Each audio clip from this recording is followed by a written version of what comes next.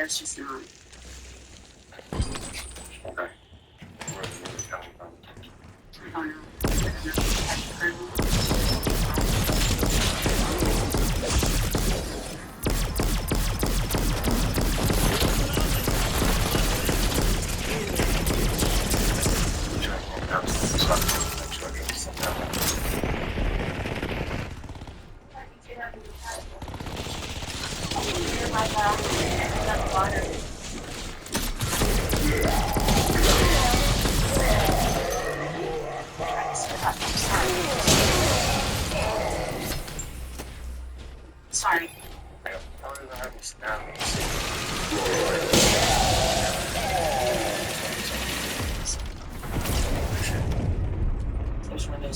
upstairs. And she's thinking it's good. And it's like, no, she won't. There's lines ongoing under the deck. And naturally that music stopped.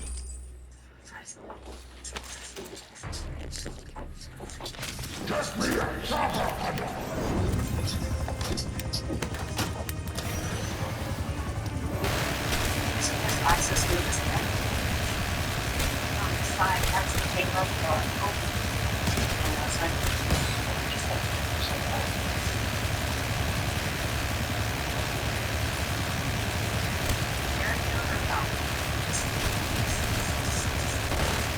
so out. Okay. On the other side. How do you do the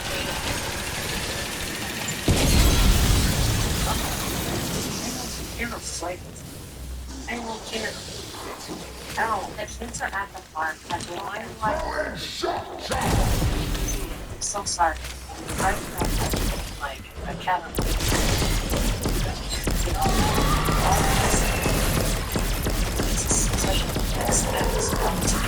Not okay.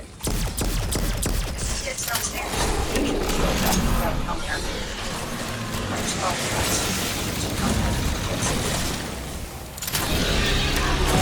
I'm not going to lie to your place when I'm sorry.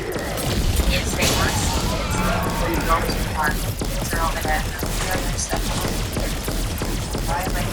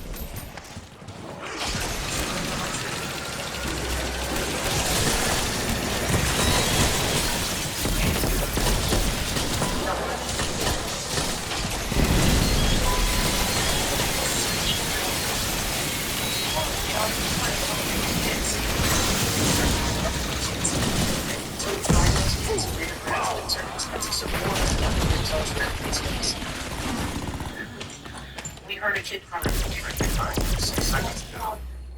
Maybe 10 seconds ago. Listen, this started small and it's going to get bigger and bigger and bigger until you tell us where those kids are. How do we get to them? Hard. Then why are we hearing kids coming from your basement? As far as continues from the facade, Officer Landon returns to her friend to search the house, but it's Officer Parker who's about to make the discovery of the open door.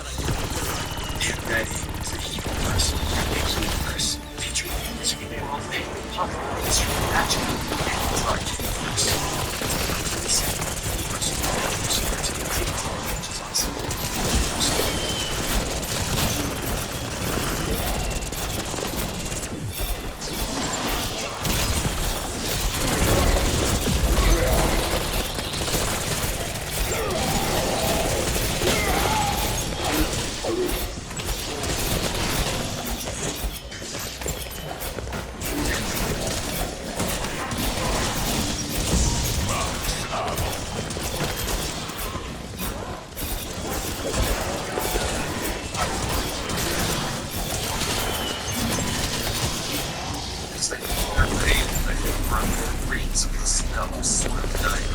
Officers will be taken up for discovery.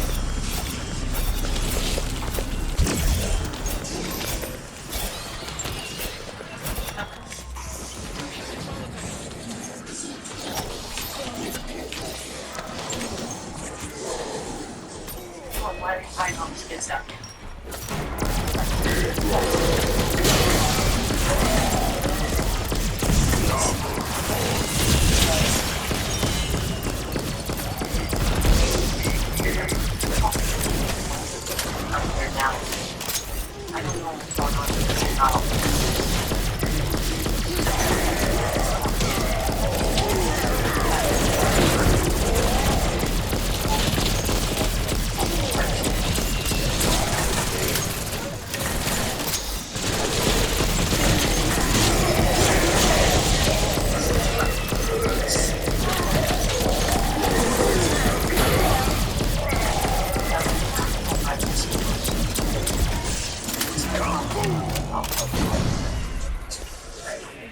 One of the kids. In a revelation that stuns everyone, Officer Landon finds 25 very young children in the basement. How true are you? What is your deal with all this? Why did you like to get from this? It really looks like it. Officer Landon is speaking with is Caitlin Nelson. More shocking details about her will be revealed, but for now, Officer Landon lays it out that she is in trouble. You're looking at an obstruction head. Oh no, it's law enforcement officers are in the house. You heard me knocking before. You heard me on the phone. I know she text messaged you and told you to shut the kids up. So you're looking at obstruction. I know you're watching the kids now, so I'm not going to ask you to lock the kids up. I need to list all these parents. I don't know the job.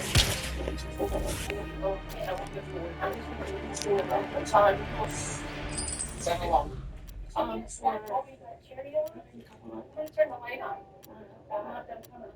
Ladies, are you gonna be okay with these kids for a second? Yes. Well, if I'm trying to, you guys been documented. But time was not very long. Yeah, that's good. I'm sorry.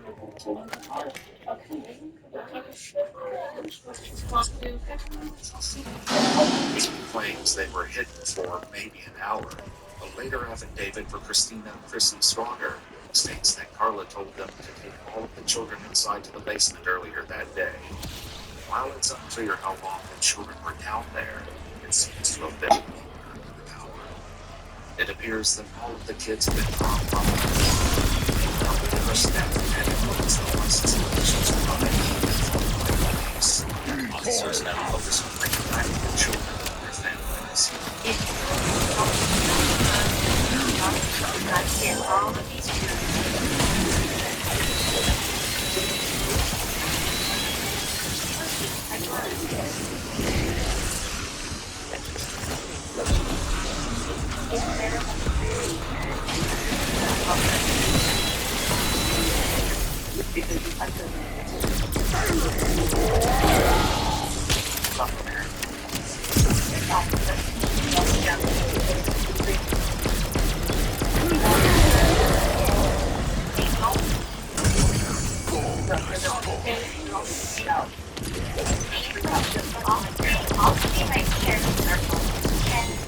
Wait, just hear me out.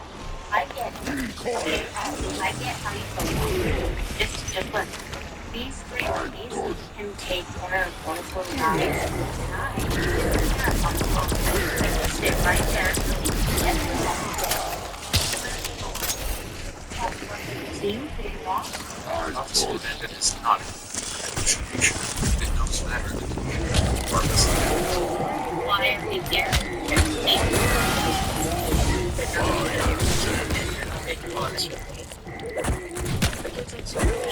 And it's just you have too many kids. I just can't.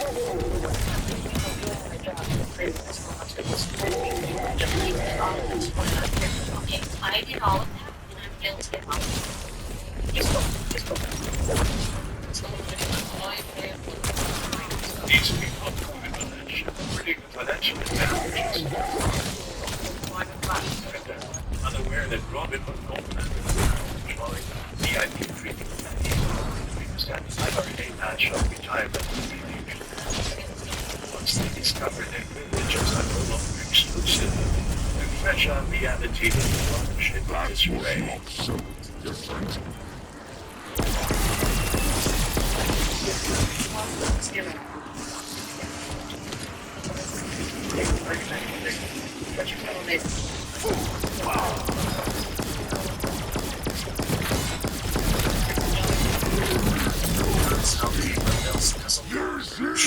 In fact, there was an active warrant against her at the time of this incident. As parents receive calls to pick up their children, Carla has some news to share with them. You're already able to come with me. Don't worry. Just come when you can. They're closing the business now. So if you don't have to rush them. Later interviews with parents highlight more horrific details observed her children suffering from nightmares and not being able to sleep anymore. Carla Marie Faith was found guilty of 26 counts of child abuse without injury, a felony count of attempting to influence the public servant, and another misdemeanor charge of obstructing a peace officer. She spent sentenced to 6 years in prison and is currently eligible for parole. The hearing set for August 2025. Caitlin Nelson pled guilty to 26 they on top of the bank, on top of the bank. without injury and felony count of possession of controlled substances. Though she failed to show up for her court date, something she's done for several charges in the past. Caitlin was sentenced to 365 days in jail, credit for 135 days of time served, and 4 years. Yo, come here. Yeah.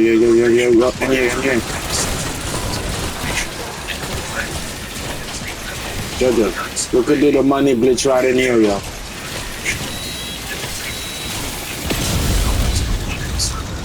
Christina Chrissy Swanger had lied days earlier and was actually an employee of Marble State Care Center. She was convicted by 26 counts of child abuse without injury, a felony count of attempting to influence a public servant, and a misdemeanor charge of obstructing a peace officer. She was sentenced to 10 years in prison, an additional 10 years in prison. She is currently on. Valerie Fresquez, another employee in the daycare, pleaded guilty to 26 counts of child abuse without injury, and took a plea deal that required them to testify against her former colleagues.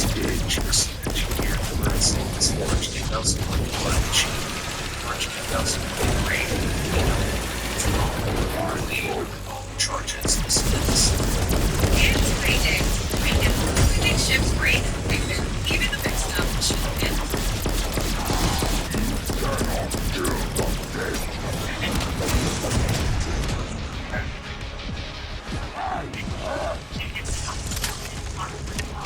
This is the exact Minimum moment trial on success criteria this life achieved. change forever.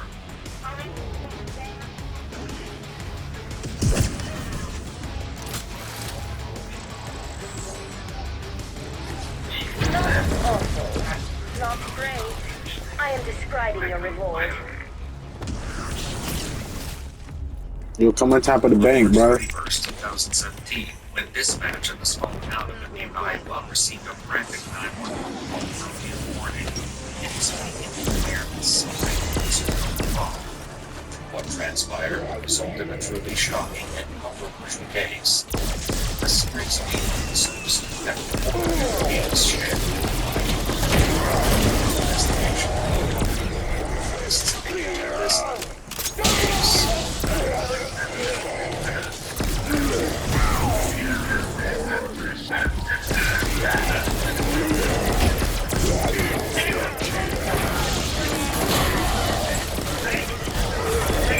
Stay right here, bro. Wherever you at right now, you good.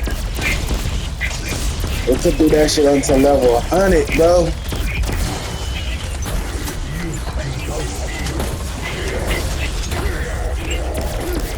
After this, I finna go grab the sniper rifle, because we all gonna need that gun. The sniper rifle? Holy shit. That shit crazy, bro. That ray gun finna give up on me soon.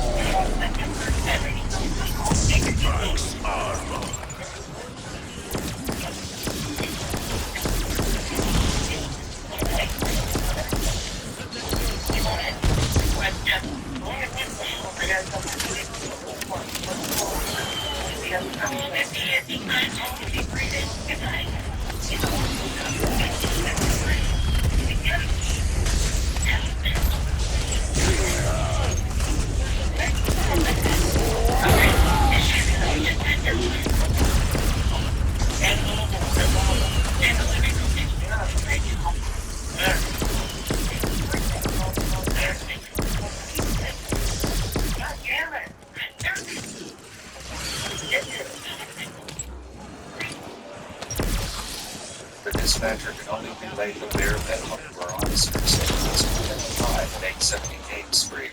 They have no idea what they're walking into. However, the few details given to dispatch were not the full story, and everything is not always seems. following footage has never been seen before. It's been analyzed by a licensed professional counselor, a licensed clinical psychologist, a Shit about to attorney, get crazy. licensed polygraph examiner, and a former hostage negotiation commander and instructor. I wish I could have do the glitch you're doing right here, but I never did it before, so I don't know how to do it, man. But this right here, that's where it's at, my boy. Oh, yeah, next round I'll do that. Next round.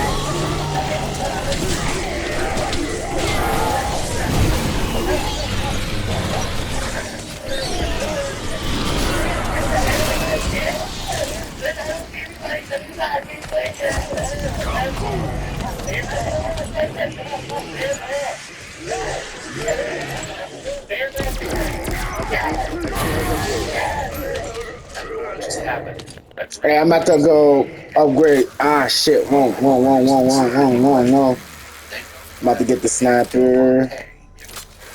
Ah, come on.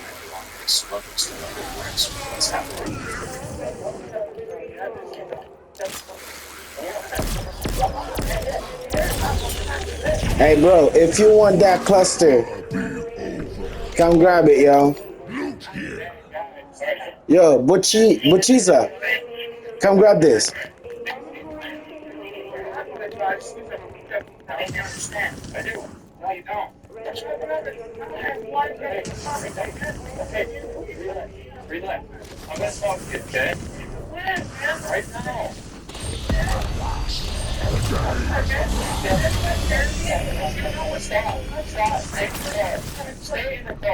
Here I come.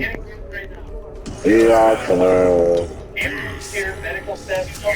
Okay. Thank you. Okay.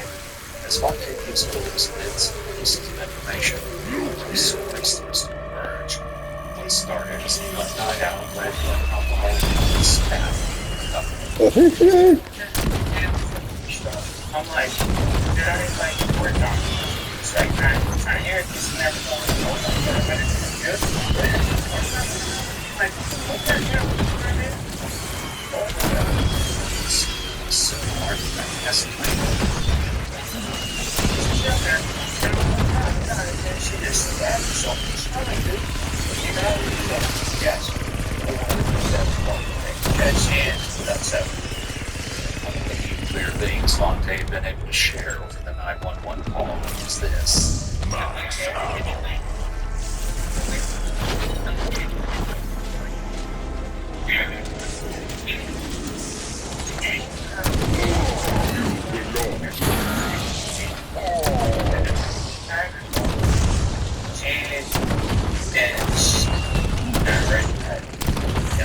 Aftermath. That morning, detectives find themselves unable at this disturbing story that it was that its father was his first year. In 2017, Saturday was was one because he supplied nursing system helping families. She was a celebrated rose player. Served brands as the person. Basketball Everyone really liked the last everyone gravitated towards it. So I've known Fontaine for over 20 years. That's our first date that's ever since you got right? He's friendly and very loving person. So this meant to be believed that they discussed the beginning of his relationship and said,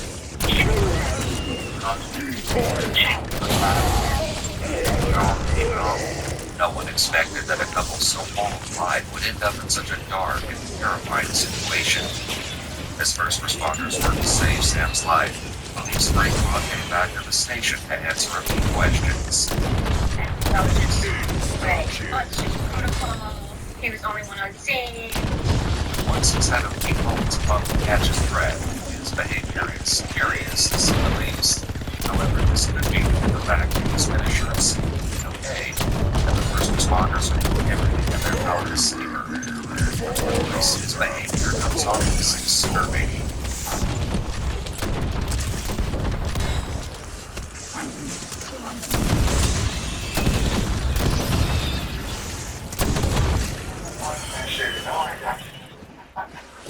Fontaine was read his Miranda rights while in the back of the police vehicle and did give the more pressure to start. Though he was under arrest, it's important to remember that the police asked him to answer questions about his death. If you're an innocent bystander, just say that you want to talk to a lawyer before answering. If you ask for a lawyer, all questioning must stop. Officer Wall is tasked with watching Fontaine while the detectives get ready to question him about what exactly happened before police arrived on the scene. Fontaine launches into his story, eager to share every detail of the previous evening, up until these early morning hours. He explains an ongoing agreement that he has with Sam. Twice a week, on Thursdays and Saturdays, he goes out with friends. For reasons that will soon be revealed to police, Fontaine prefers flying solo on these nights, leaving Sam back at home. But last night, Sam proposed a different idea.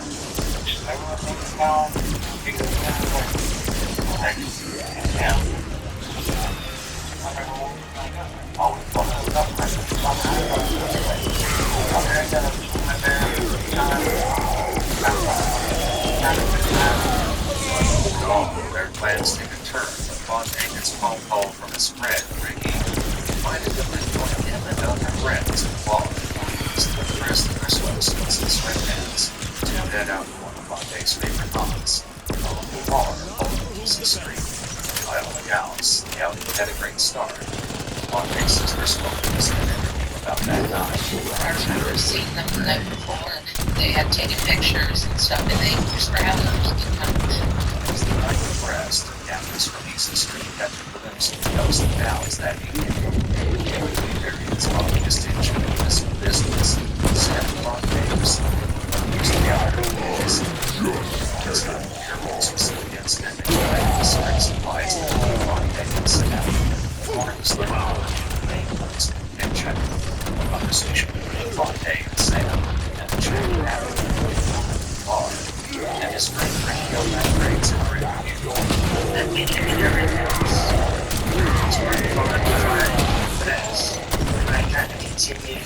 Sam had a couple nights in North Carolina at the time, and I went to his friends. I think he kind of mentioned because Sam had a couple of issues. He didn't find it in.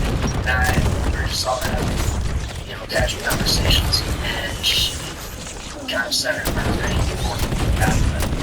Fontaine and Sam started the other counter. Fontaine stepped in and demonstrated the situation. Tackling them, then a guy that followed her around that head. He doesn't have that bad. Like that.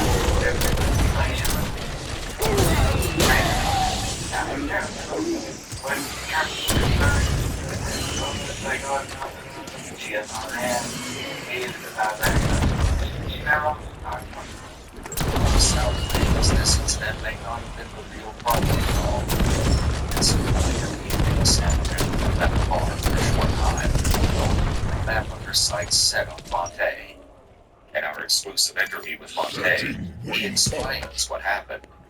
I tried calling her over and over, and she wouldn't pick up. And about 20 minutes later, she came back to the bar, and she just looked like significantly more intoxicated. I got this on, and then one way went out. When she returned, Fontaine tells police that Sam asked her for the names of his ex-girlfriends.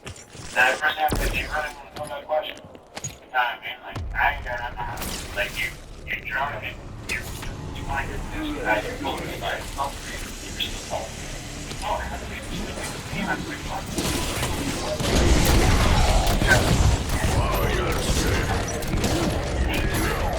Fontaine explains that eventually the Sam house eventually assessed Sam with a heat and walked away. His father's and the Sam's older sister, as was necessary She doesn't like confrontation. She doesn't want to argue. She doesn't want to fight. And so instead of fighting with him, she would leave. She didn't want it to settle down. But he didn't. And so they fight about that, right?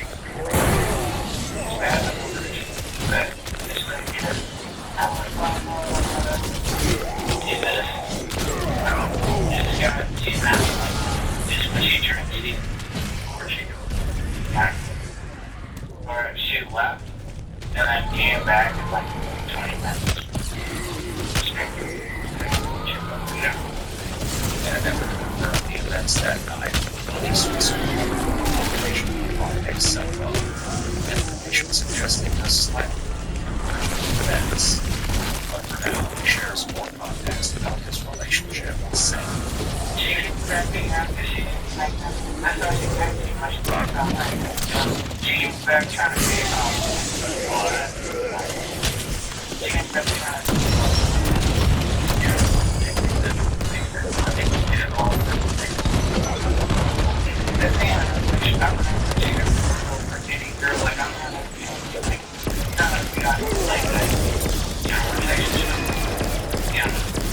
she does have trust issues.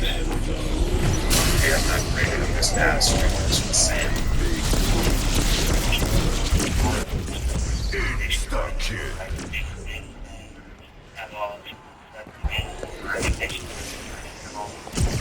Wait, you can't jump into the Kevlar now?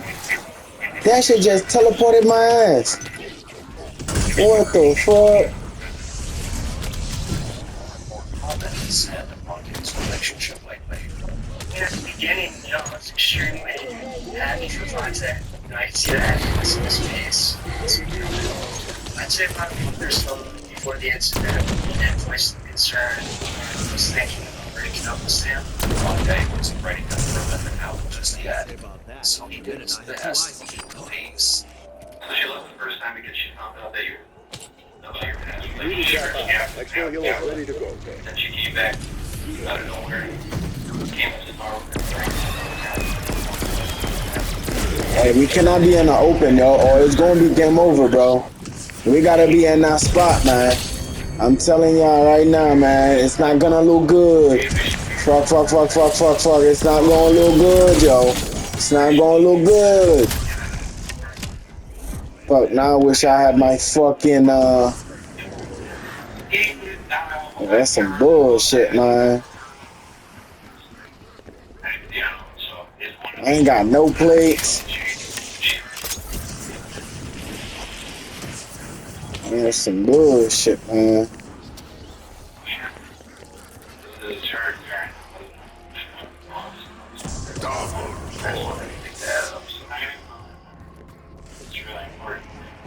Fontaine's memory is fuzzy in other areas too. Even though he denied texting Sam when she left the bar that night, more documents reflect that he fired her like most 8 messages in the span of under 2 hours.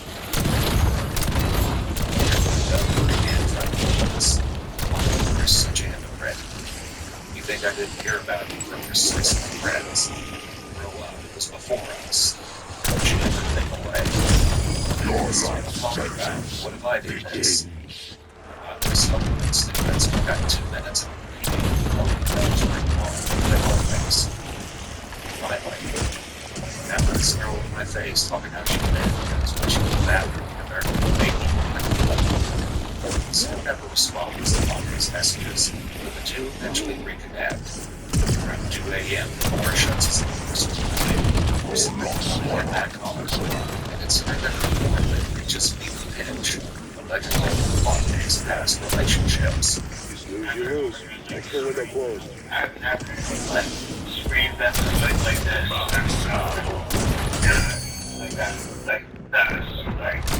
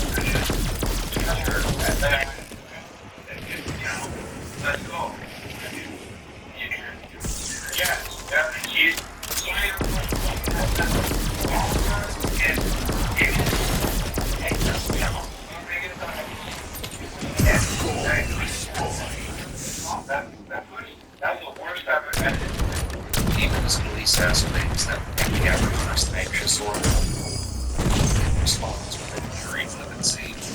I got you. You're gonna get all your perks back up, bro.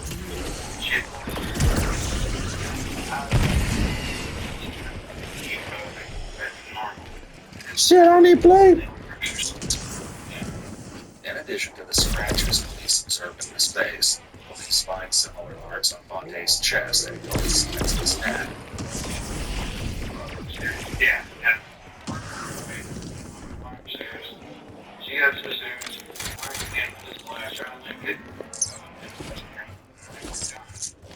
she goes over, she's like, be in that corner, and there's that like, nice. Yeah. Just got, she pulled it off.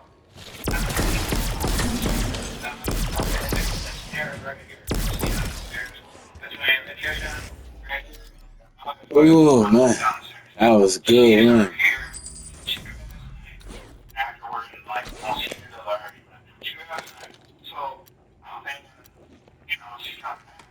So I on the stand, I put on the door. I grabbed the door, or I think she's dying. And she just started freaking out. You know? I was supposed to no, she didn't know.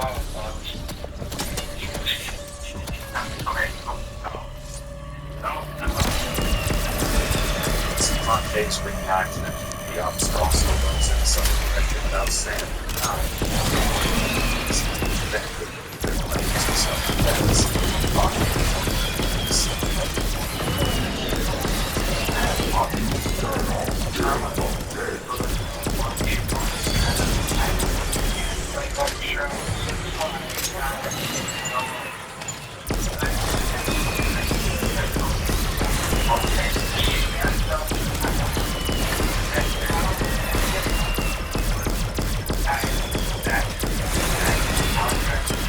Fontaine tells the story to different officers in the government.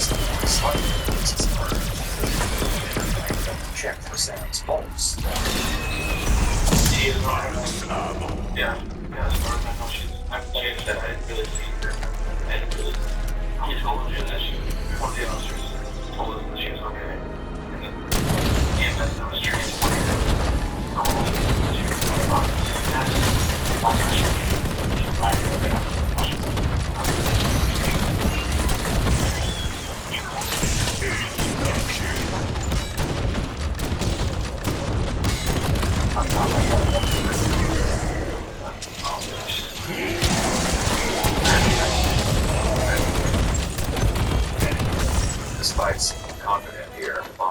had some concerns when he first stepped into the interrogation room.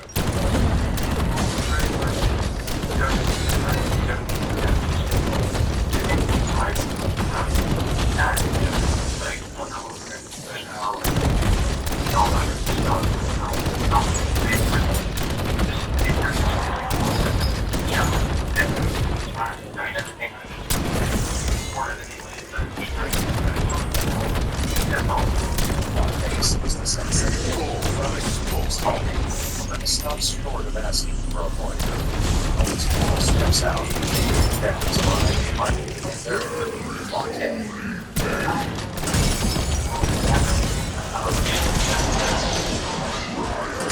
Yo, yo, yo.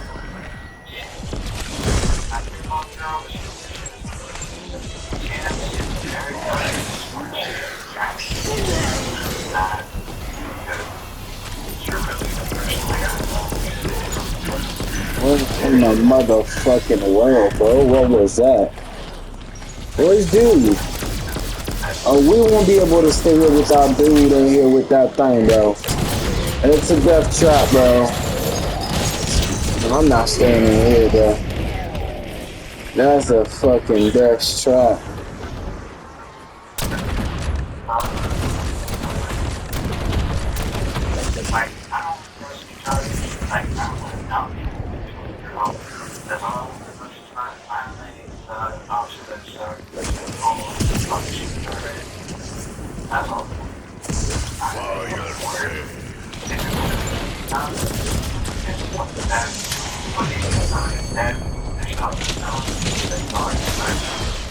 Come on, bro.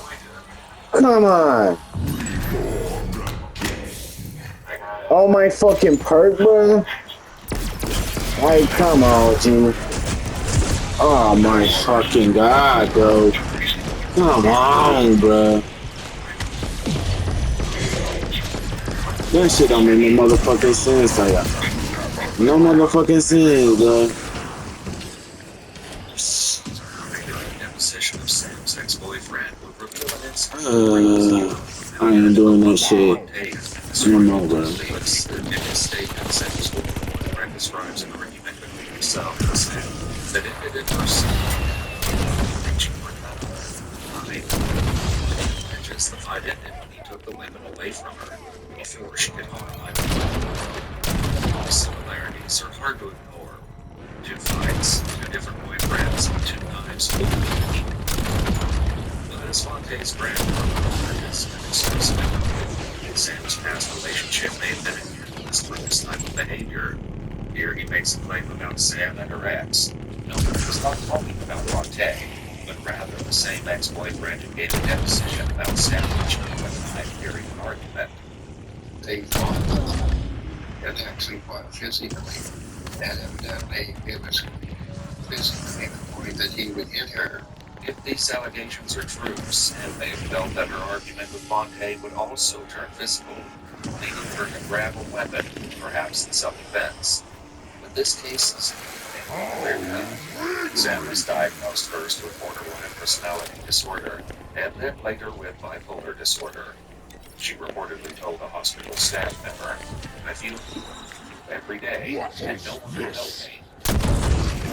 Documentation will later hold Sam's activity in her life, perhaps on multiple occasions, as well as the means by which she would do so, stating that she would grab whatever she could find. But Sam eventually began a treatment plan that seemed to stabilize her condition. In fact, Sam paid a visit to her psychiatrist just 1 day before the incident, and the medical note suggests she was doing well. She rated herself with a low depression score. In any case, police need something more concrete to guide their investigation. To make somebody want to stab yourself in the stomach. You get one, you kill me. Oh, something with this one. This looks bad, but and I'm sure. But I'm looking at it though.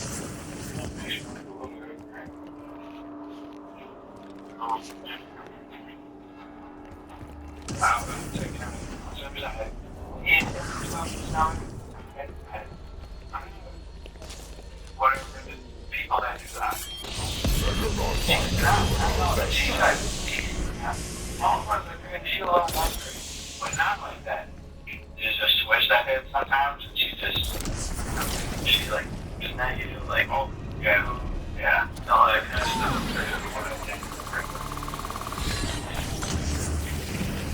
What Fonte doesn't know is that police will soon get more first-hand accounts of what happened at Easy Stream. And this time, the details come from Sam's friends. Sam was retrieved from women in the bar, and according to their statements, she sat in the parked car outside of Easy Street at one point, right? In the heat of her argument with Fonte, he allegedly ordered her cell phone and hers. When the friends went inside to retrieve things, Fonte reportedly refused, snapping at Sam to give up her cell. And in order to keep Fonte, he doesn't dispute this.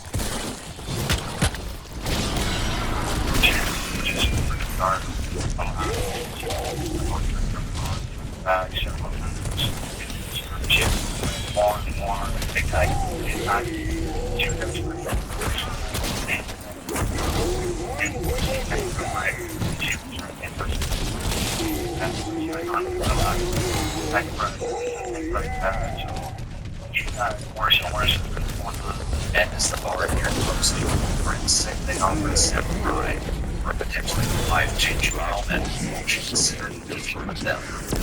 Sam and her friends were interrupted when Fonte approached her car. Witnesses recall overhearing Fonte, and it was clear to them that he didn't want her to leave with friends. Ultimately, Sam decides to drive herself and Fonte back home. If eyewitness accounts are true, it seems Fonte left several details out of his original timeline. Maybe these omissions can be written off as nerves or lingering intoxication. Police are still left wondering what else they don't know.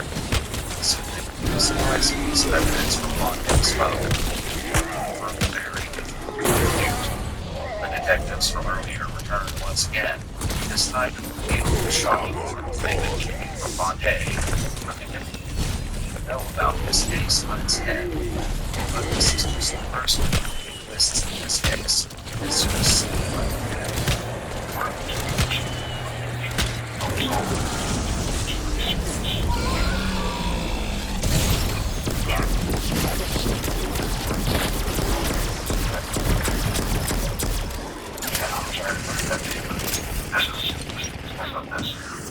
as he's confronted with the terrible news that Sam's died, Fonte appears to freeze.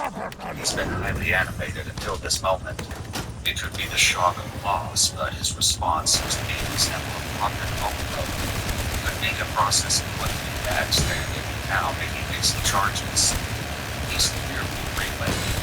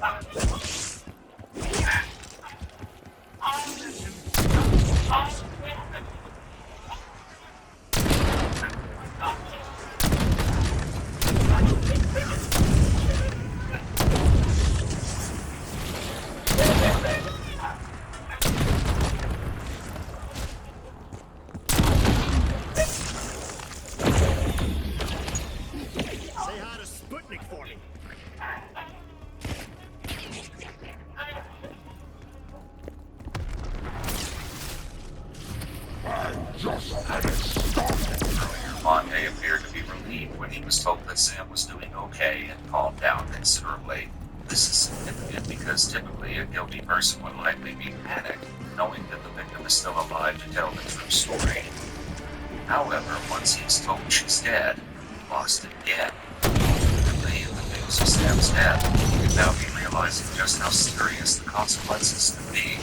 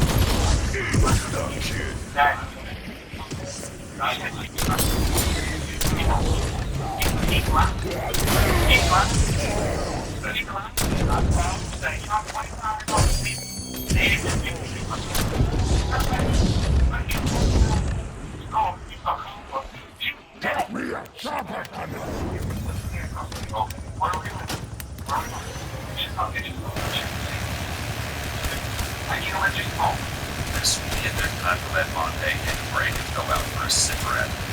The cigarette can be an incredibly useful bond in the interrogation room, as allowing someone to take a break is a great way to build rapport, and it's sometimes even referred to as a talking stick, as it helps get information out of people. It would have been a good idea to take this kind of break here, because as you'll soon see, Monte is about to be out of control, and the smoke break may have helped.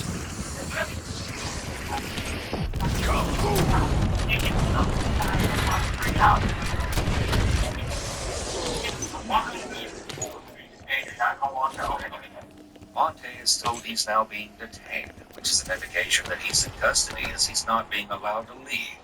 The police likely intentionally, without telling him this, in order to keep him talking. If they told him earlier, there's a chance he would not have agreed to talk to them. This is why it's so important to ask for a lawyer before ever speaking to the police. However, it is not illegal for the police to withhold explicitly telling Monte he is being detained until now when he attempts to leave.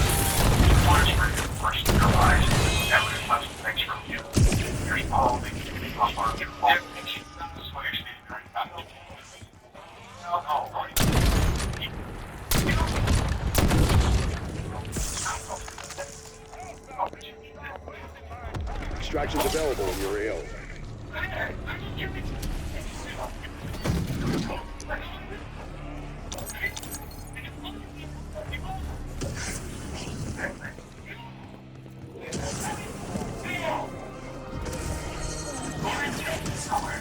In our exclusive interview, Monte discussed his seemingly unusual demeanor during the interrogation, and what he says he was going through in these moments.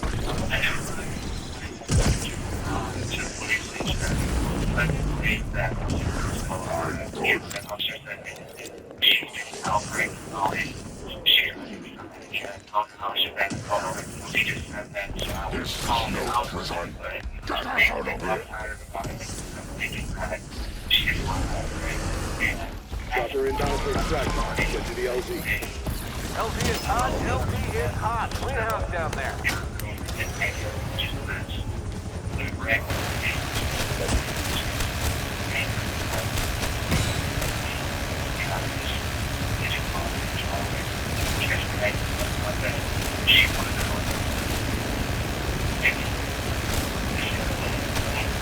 They got that part of the spot.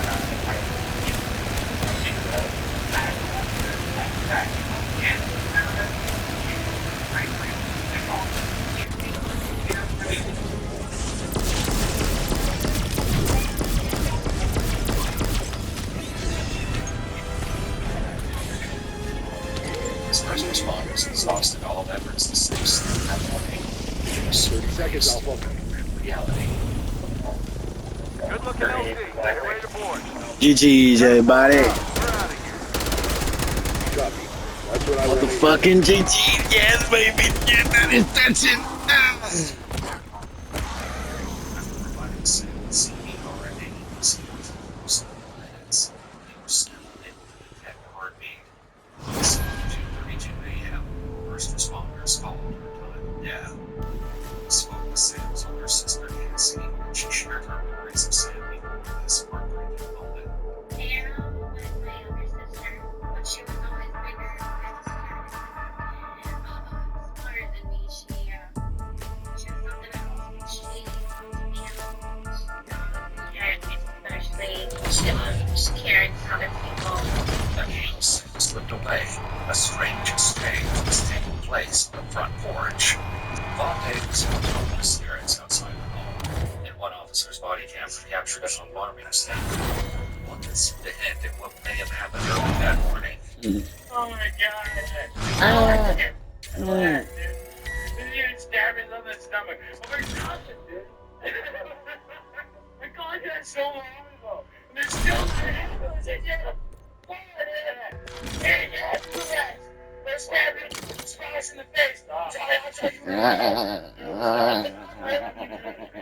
Physical evidence from the scene suggests that Fontain's family's may have been more than giant words in a moment of distress. However, an interview Fontaine addresses his seemingly chilling statement to police in front of the house. And I didn't know that for, you know, and first responders that no one was helping her and it was just weak and just, you know, anything was, you know, they kept telling me to stand up and I just couldn't respect her. And